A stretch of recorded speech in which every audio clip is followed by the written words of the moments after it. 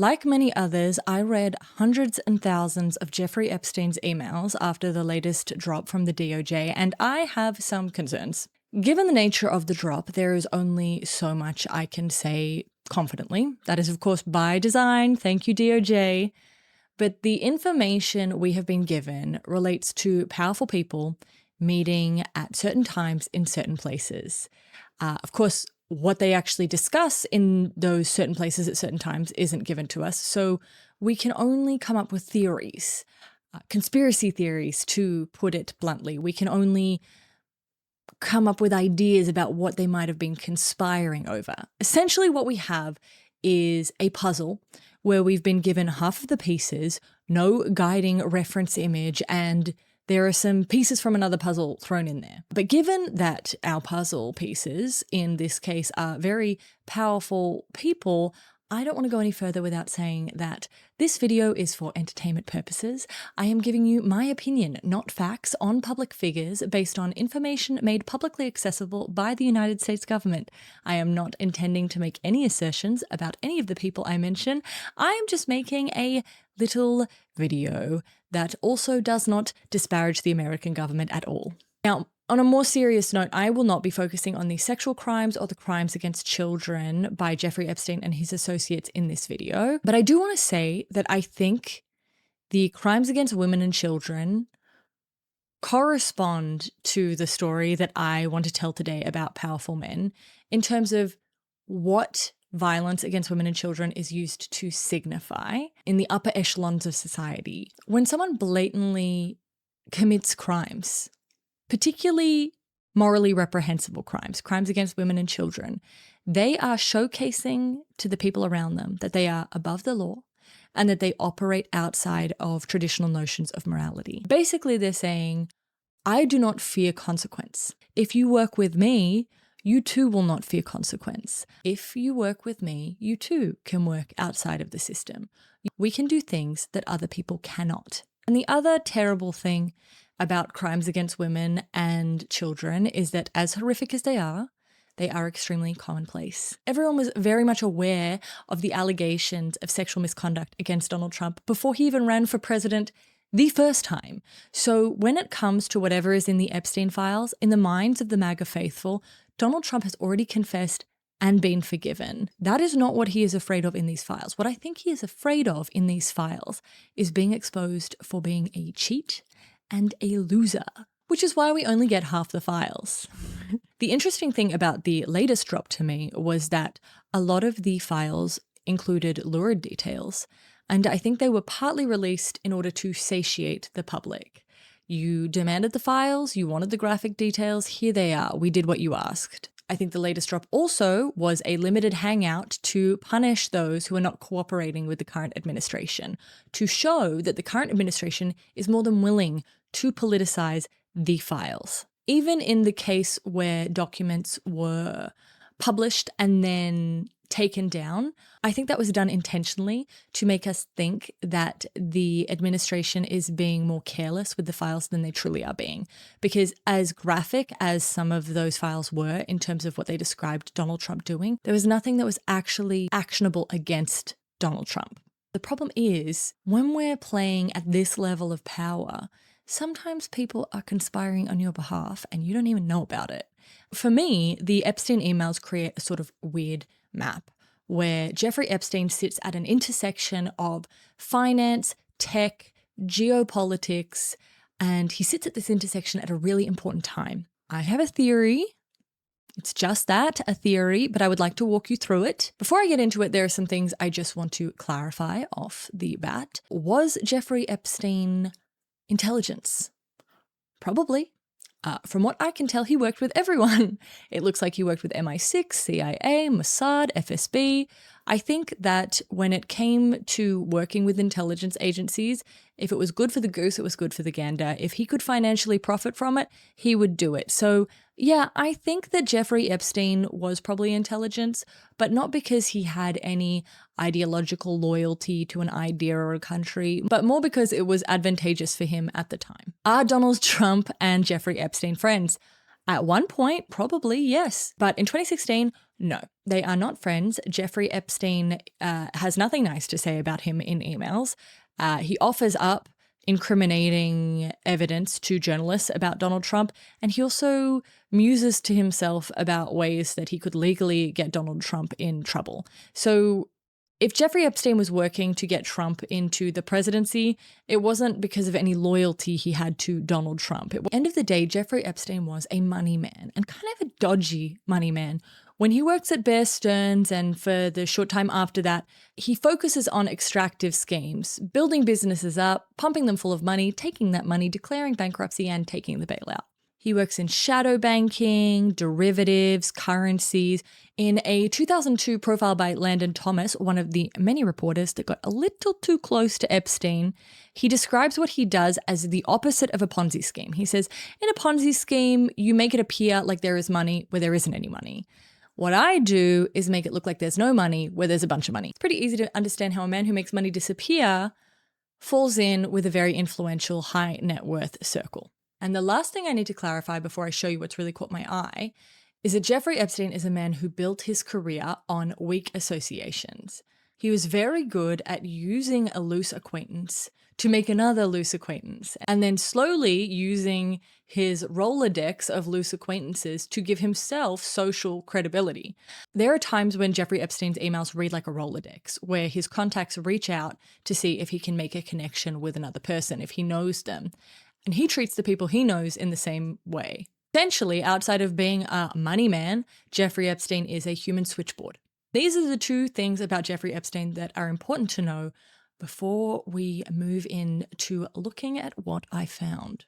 I need to take you back to 2009 when Jeffrey Epstein first gets out of prison and has to kind of reinvent himself. His plan for this is to pivot away from finance and banking and towards tech and innovation. My theory here is that he thinks people inventing things will be more hungry for his money and therefore less concerned with his reputation. In order to achieve this rebrand, Jeffrey Epstein works very closely with the MIT Media Lab, particularly with their digital currency initiative, which at the time housed some of the original Bitcoin guys. In 2009, Epstein is introduced to Brock Pierce, who he remains close to for the rest of his life. Brock Pierce is a massive guy in cryptocurrency. He's one of the founders of Tether, the criminal's choice when it comes to crypto. Now, if you're wondering who Tether banks with, by the way, you might be surprised to know that before he was appointed Secretary of Commerce, it was Howard Lutnick. But don't worry, his sons manage it now and they have all the shares in Tether. There is absolutely no conflict. We did find out in this latest drop that despite Howard Lutnick saying he was disgusted by Epstein when he met him in 2005 and never saw him again, he did talk to Epstein quite a few times. Now, that could be because they were neighbors, or it could be to do with things like Tether. We don't know. There's no information. We do know these calls happened and these meetings happened, which makes you wonder what Lutnick did to piss Trump off. Brock Pierce also set Epstein up to make a round A investment of $3 million into Coinbase, which was one of the biggest financial backers of the current administration. When the midterms come around, I would definitely be looking at Coinbase's contributions. Also in 2009, John Brockman, a man who runs this thing called Edge, which is like a science wankfest for tech guys, suggests that Epstein should meet with Peter Thiel.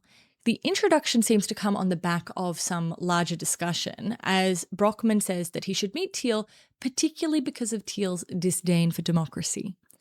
In 2012, Ian Osborne, a tech investor, also suggests that Epstein should talk to Peter Thiel if he's interested in financing currencies, because Thiel's the guy to go to. And they clearly do meet, because by 2014, Epstein is openly emailing his contacts about meetings he's having with Thiel where they discuss the development of a non-Western financial system that is probably based in Russia. The crazy thing is, at the same time, Epstein is having conversations about a non-Western financial system based in Russia with Russia. In 2013, while corresponding with Thorbjørn Jagland, Epstein says he wants to pitch a new financial system to Putin, that Russia has the opportunity to leapfrog the United States by completely changing how the world thinks about money, that Russia was thinking too small by simply diversifying their economy. This could be Sputnik all over again. Epstein talks about himself, saying he helped craft the derivatives market in the 70s, and that created the necessary environment for a disruptive securitization scheme that now could be possible using technology,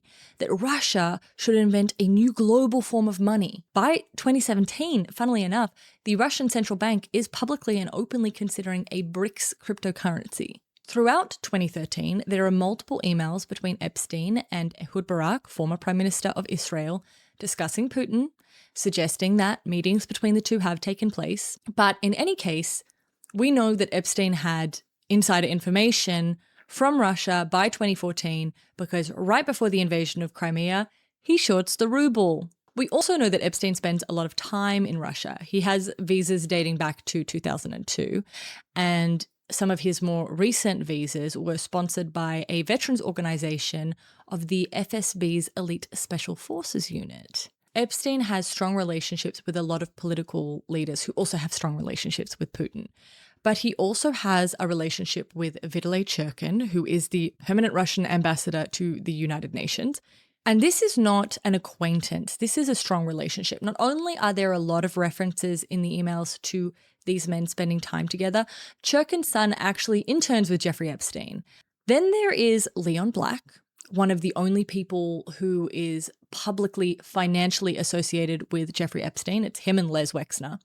At the time, Leon Black ran the hedge fund Apollo Wealth Management. But from 2011, he also sat on the board of the Russian Direct Investment Fund. The interesting thing about these two men, Vitaly Churkin and Leon Black, is they are also the two men who organized and accompanied Donald Trump on his visit to Russia in 1987. Then there is Sergei Belikov, who is former FSB, if it is possible to be such a thing.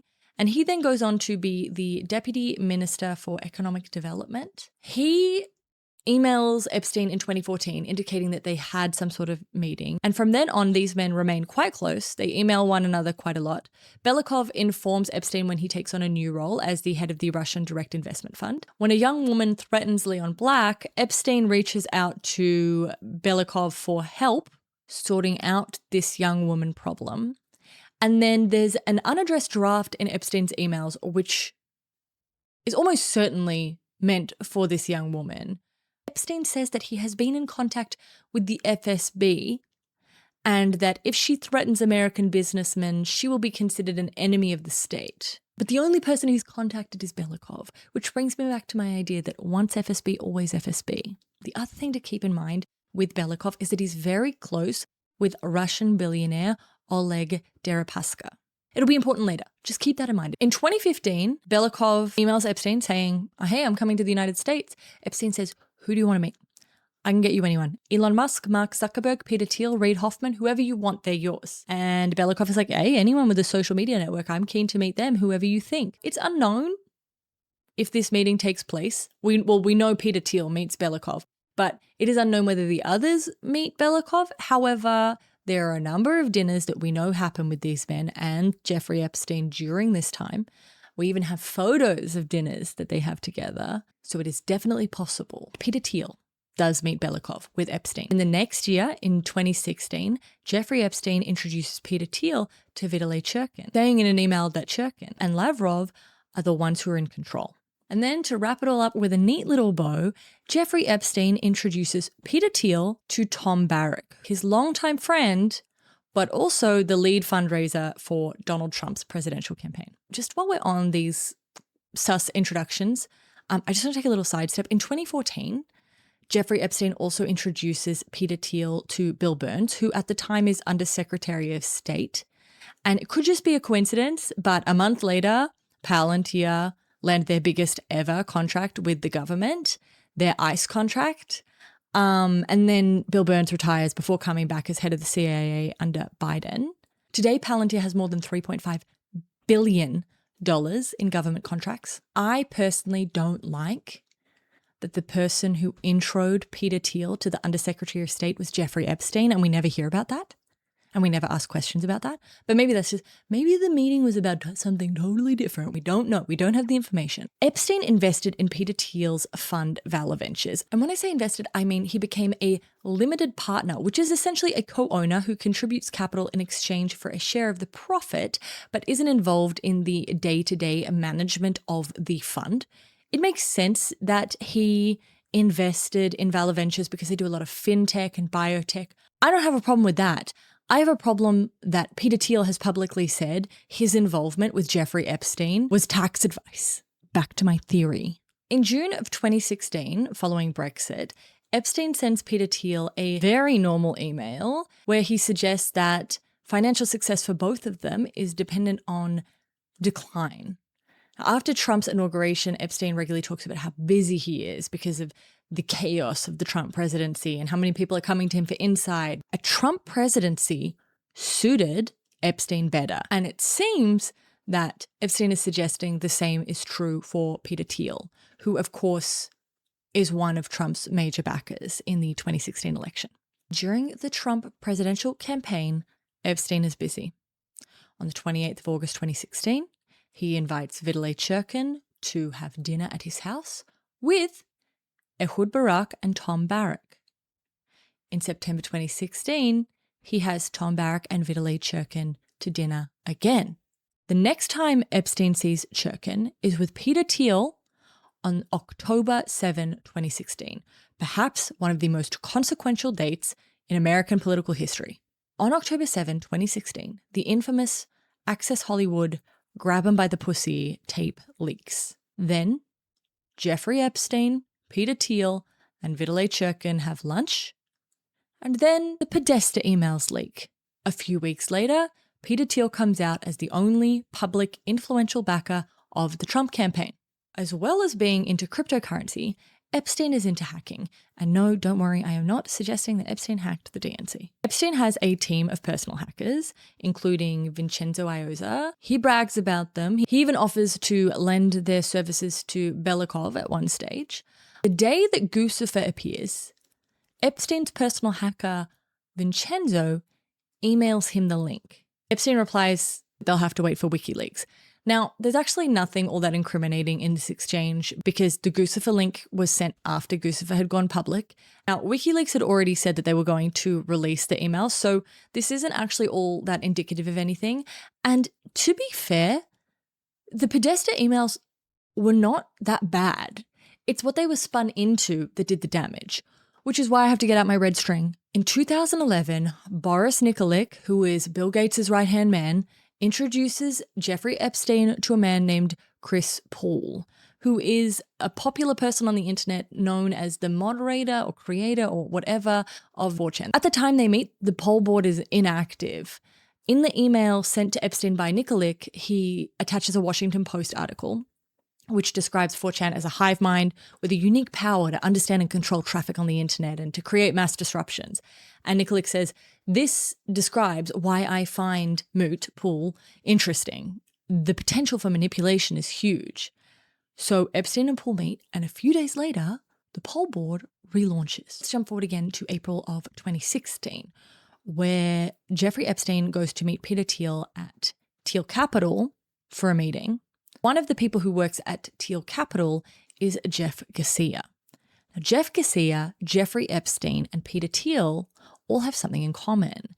They're very interested in cognitive science, particularly how information and ideas move throughout society. Jeff Garcia wrote a paper for the NATO peer-reviewed journal Strategic Communications titled, "It's Time to Embrace Memetic Warfare."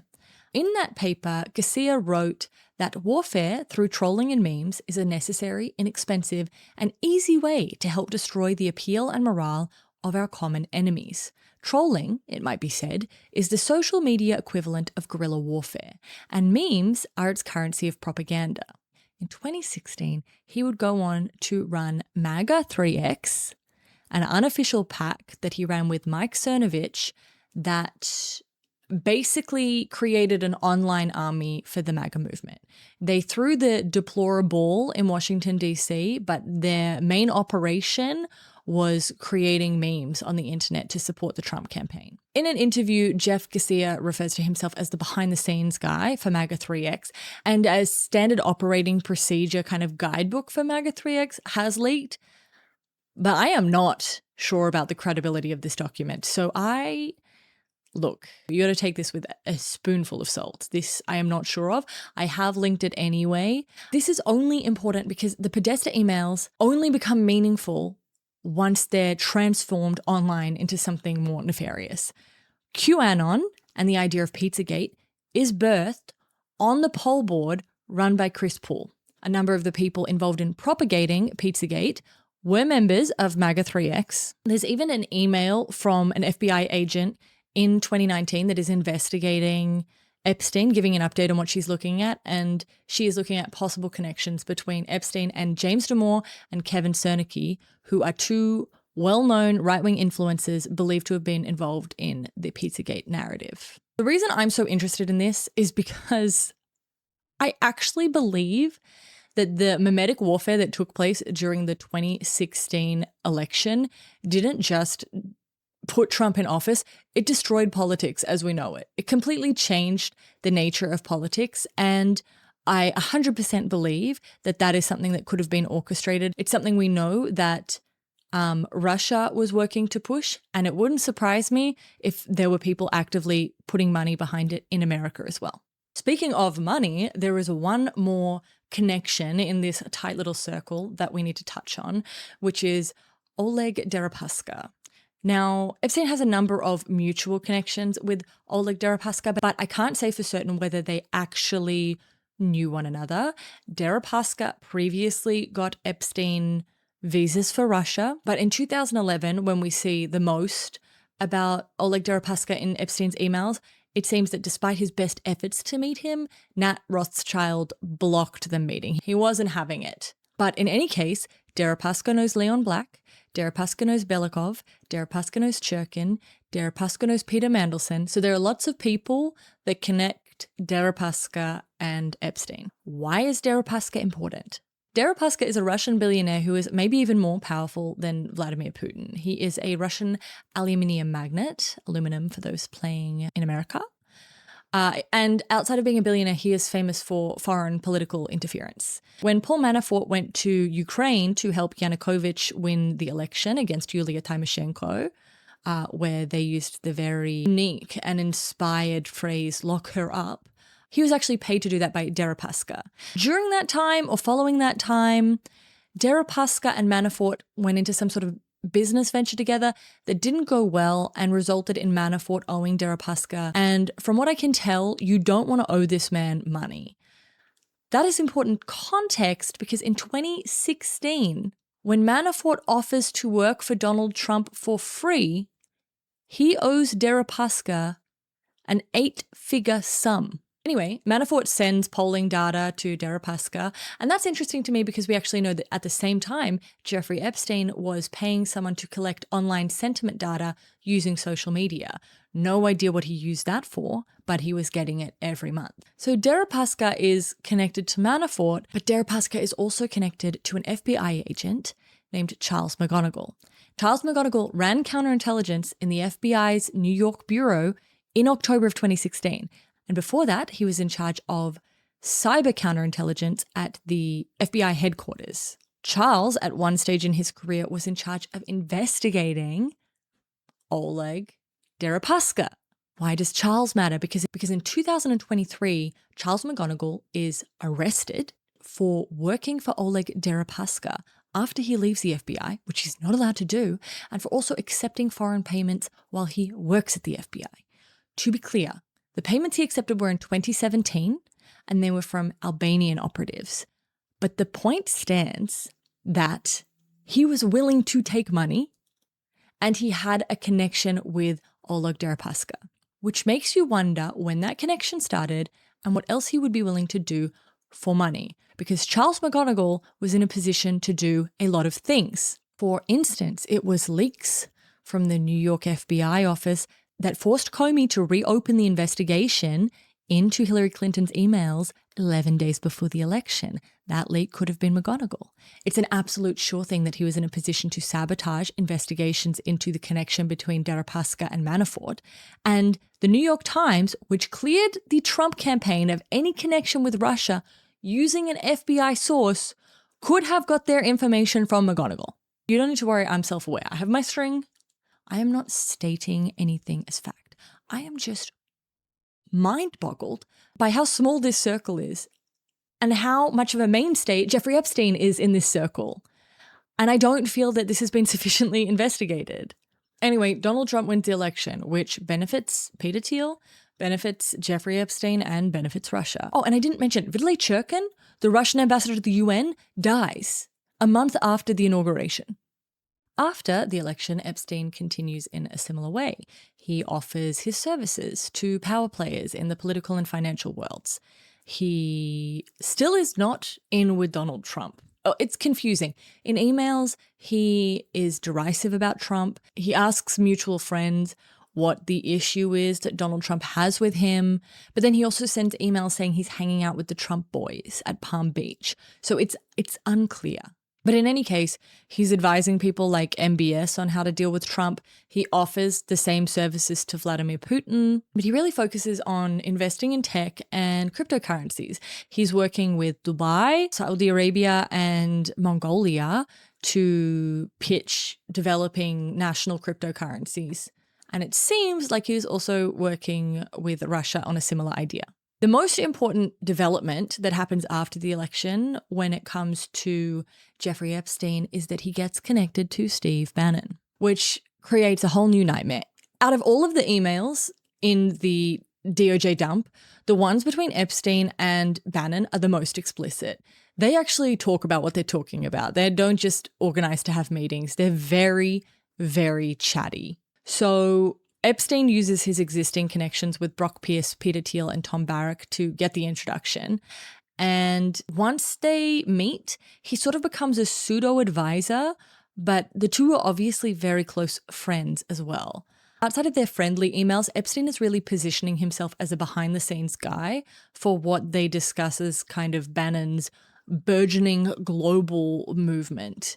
Domestically, he gives Bannon tips on how to deal with the media and how to discuss certain issues like Trump's taxation policies. He develops talking points for him and he gives him tips on how to improve the message. He tells Bannon that he should probably start a show for protection. But the crazy stuff is what they are cooking up overseas. They basically openly plot to influence election results throughout Europe.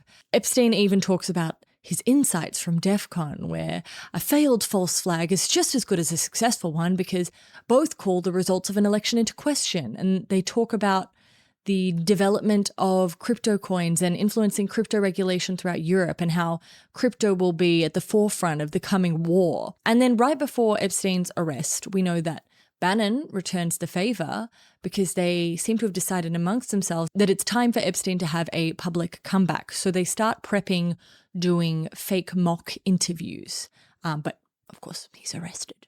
All of this is to say is I'm watching as people in the UK and in Norway are getting investigated and facing consequences, and the people involved in America just seem to be able to hand wave it away. And I'm not sure if that's because they are more behind the scenes, but I think that maybe shouldn't matter because these are the men who funded and pushed for Trump to get into power.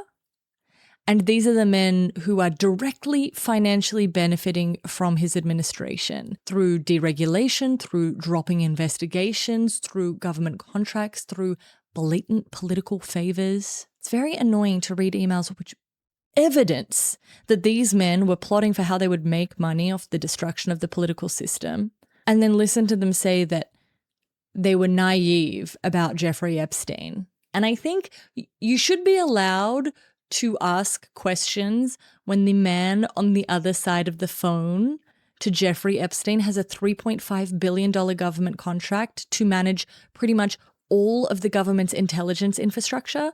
Just my opinion.